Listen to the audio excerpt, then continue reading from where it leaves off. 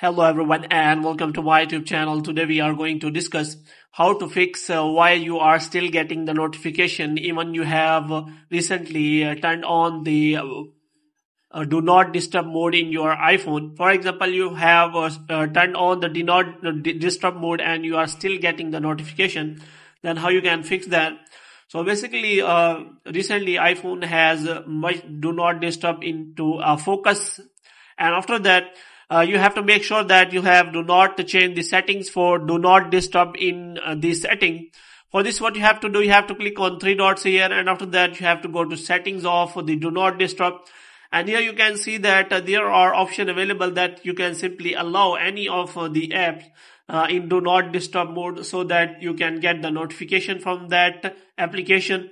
So you have to check that whether you do not have allowed any kind of application that you can get the notification after you turn on the do not disturb mode. Moreover, you can also add people that you can get the notification after do not disturb mode, which means if a person is important to you, then you can simply turn on the notification for that person and you will get the notification from that person only. So in this way you can simply change the settings for the do not disturb mode. And if it is not working for you, then what you have to do, you have to again click on three dots, and after that this kind of interface will appear. So here you have to click on do not disturb, and this will turn off the do not disturb mode. And after that you have to again click on so that it turns on again. If doesn't working for you, then what you have to do, you have to go to settings, and after that you have to scroll it down until you find the option of general. So here what you have to do, you have to scroll it down until you find the option of transfer or reset iPhone.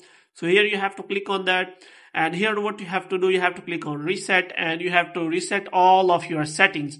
And after resetting all of your settings, you have to make sure that solve the problem for you. If the problem is still there, then what you have to do, you have to scroll it down and you have to go to general, and after that you have to click on software update, and here you have to make sure that you have recently updated your iPhone to updated iOS versions so that you do not get any kind of error, because many bugs and errors are fixed by the latest iOS version on your iPhone. So in this way you can simply fix that problem. So hope you have liked this video. If you get more videos like these, you can subscribe our channel.